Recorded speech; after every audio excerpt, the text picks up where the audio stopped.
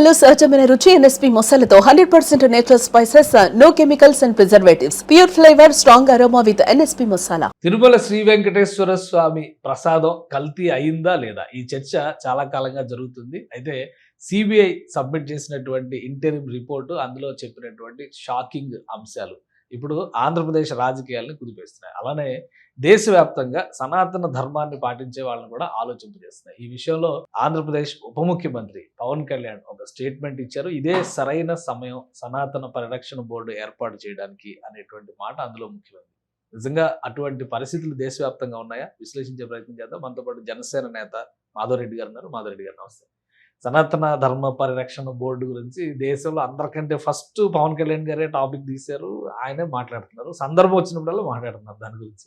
So ఇప్పుడు ఏంటి అసలు ఈ నెయ్యి కల్తీ వ్యవహారం ఏంటి?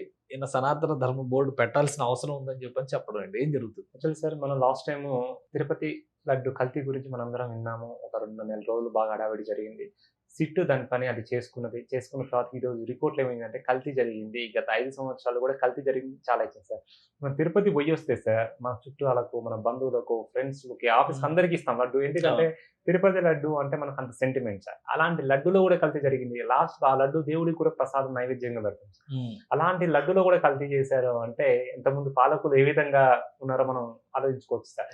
అంటే అట్లీస్ట్ దేవుడి దగ్గర సార్ అక్కడ కూడా మీరు కనీసం కల్తీ చేయకుండా ఉండాల్సిందే సార్. ఎందుకంటే దేవుడు ఈ ప్రతిదీ అబ్జర్వ్ చేస్తాడు సార్. సనాతన ధర్మం అబ్జర్వ్ చేస్తాడు.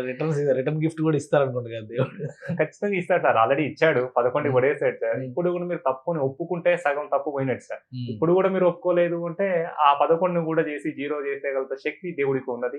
అది మన ధర్మానికి, న్యాయానికి ఉన్న పవర్ సార్.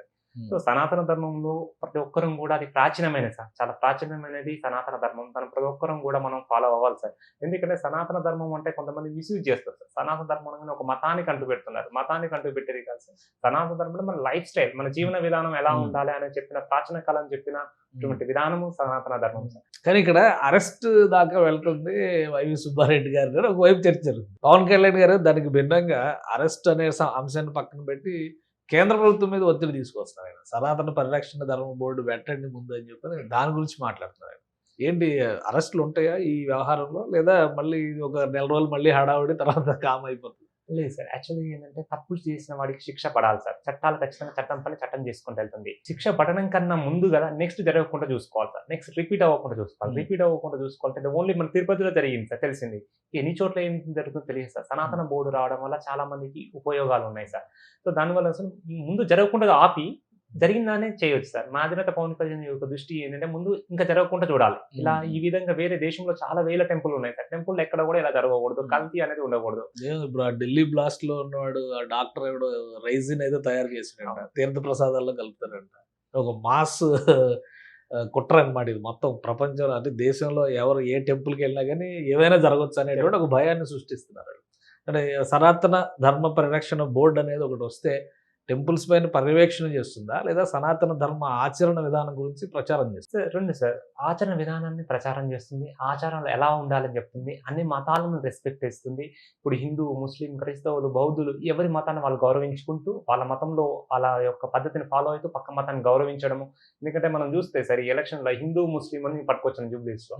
సనాతన ధర్మం అని చెప్పదు సార్. ఇద్దరు అన్నదమ్ములము, ఇద్దరం కలిసి ఉందామని చెప్పొచ్చు. సో ఆ విధాన్ని ఒక స్మూత్ వే తీసుకురావడమే సనాతన ధర్మం సార్. ఇంకొకటి ప్రతి ఒక్క పౌరుడికి న్యాయం జరిగేలాగా. ఇప్పుడు ఆకలితో ఉన్నాడు సార్ ఒకరు. అది హిందూ అయినా ముస్లిం అయినా అన్నం పెట్టాలి సార్. ఆకలితో చనిపోతున్నారు. రీసెంట్ మనం ఒకటి చూసాను సార్. రోడ్డు మీద ఆకలి అయి చనిపోయాడు సార్. అది అఫీషియల్ గా ఒక కేసు కూడా రిజిస్టర్డ్ అయింది పోలీస్ స్టేషన్. అలాంటి వారికి అన్నం పెట్టేది సనాతన ధర్మం సార్. సనాతన ధర్మం అంటే నేను ఒక చిన్న ఎగ్జాంపుల్ చెప్తాను సార్. సనాతన ధర్మం ఏ విధంగా మార్పు పాసిబుల్, మా అధినేత ఎందుకు అంత స్ట్రాంగ్ తీసుకున్నారు అంటే ఏ విధంగా అంటే నేను మొన్న ఒక కరీంనగర్ వెళ్ళాను సార్. ఒక మంత్రి విలేజ్కి వెళ్ళాను. ఆడ ఒక వ్యక్తి, ఒక సామాన్యుడు, ఒక సాఫ్ట్వేర్ ఏం చేశారు అంటే 2-3 విలేజ్లను మార్చారు సార్. ఏ విధంగా మార్చారంటే వాళ్ళు చేసిన కార్యక్రమాలు అన్ని చేసి లాస్ట్ కి ఏ విధంగా పట్టుకొచ్చారు అంటే ఒక 3 సంవత్సరాల తర్వాత నేను అబ్జర్వ్ చేస్తున్నాను సార్. 3 సంవత్సరాల వాళ్ళు ఏం చేస్తున్నారు, ఇది ఓన్లీ పూజలైనా భక్తి ఇదేనా వీళ్ళ పని అని అనుకుంటూ ఉంటే వాళ్ళ లాస్ట్ ఒక 3 సంవత్సరాల అవుట్పుట్ ఏంటంటే ఎవరైతే నీడీ పీపుల్ ఉంటారో వాళ్ళకు భోజనం పెట్టడం, ఏం సోర్స్ అయిన వాళ్ళకి భోజనం పెట్టడం, చదువుకోవడానికి డబ్బులు లేని వాళ్ళకి హెల్ప్ చేయడం, చదివించడం. బుక్స్ ఇచ్చడము, చదివించడం, వృద్ధులకు మెడికేషన్ ఇప్పించడము ఇలాంటివి తీసుకొచ్చాక వీళ్ళెవరు ఏంటి అని చూస్తే ఒక వేద త్రిపుర అనే చిన్న పీఠం సార్. ఇక్కడ మారుమూలలో గ్రామంలో ఉన్న చిన్న పీఠము అసలు ఎవరికి తెలియదు మనకు. ఇక్కడ సోషల్ మీడియాలో ఉండదు, నెట్ లో ఉండదు, ఎక్కడా ఉండదు. కానీ వాళ్ళకు 3 విలేజ్ని చాలా మంచిగా డెవలప్ చేస్తారు. అక్కడ ఊర్లో ఉన్నటువంటి బ్యాడ్ హ్యాబిట్స్ ని కంట్రోల్ చేశారు సార్. మద్యం తాగే వాళ్ళని, మాంసం తినే వాళ్ళని, వాళ్ళకున్న రెగ్యులర్ హ్యాబిట్స్ అన్నిటిని మినిమైజ్ చేసుకొచ్చారు స్లోగా. 3 సంవత్సరాల సమయం తీసుకొని ఒక సామాన్య వ్యక్తి, ఒక ఐటీ ఎంప్లాయీ ఇదంతా చేశారు అంటే ఈ మత గురువులు, అన్ని మతాల గురువులు, ఏ మతమైనా సార్, హిందూ, ముస్లిం, క్రిస్తు, బౌద్ధులు అందరూ కూడా ఇది కనుక ఫాలో అయితే ప్రతి ఒక్కరికి 3 పూటల అన్నం అందేలాగా మనం చేయగలిగితే చాలు సార్. వాళ్ళకి ఇంకేం చేయని అవసరం లేదు, మనం ఏం బోధించని అవసరం లేదు. సమయానికి భోజనము, ఆరోగ్యము, హెల్త్ ఇవన్నీ చూడవలసిన బాధ్యత సనాతన ధర్మంది. కాబట్టి సనాతన ధర్మానికి బోర్డు ఉండడం వల్ల మనం ఎక్కడ డ్రాబ్యాక్స్ ఉన్నాయి, ఎక్కడ ఏం చేయాలనే విధానాన్ని చేసేది సనాతన ధర్మం. దానికి మా అధినేత పవన్ కళ్యాణ్ గారు తీసుకున్నారు ఒక లైన్ అంటే దానికి ఒక రీజన్ ఉంటుంది సార్. చాలా రీజన్ ఉంటుంది.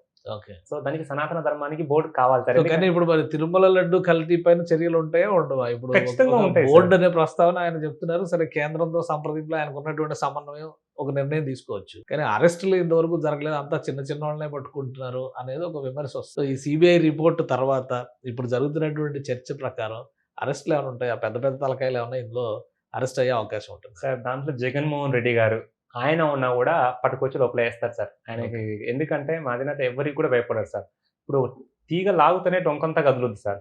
చిన్న చిన్న పట్టుకుంటూ ఆ ఎవిడెన్స్ సేకరిస్తూ వస్తేనే ఆ పైన ఉన్నోడు వస్తాడు. లేకుంటే డైరెక్ట్ పైన అటాక్ చేస్తే మనకి ఎవిడెన్స్ అనేది కూడా చాలా ఇంపార్టెంట్ సార్. దీంట్లో సిస్టమేటిక్ ప్రాసెస్ లో వెళ్లాల్సిందే.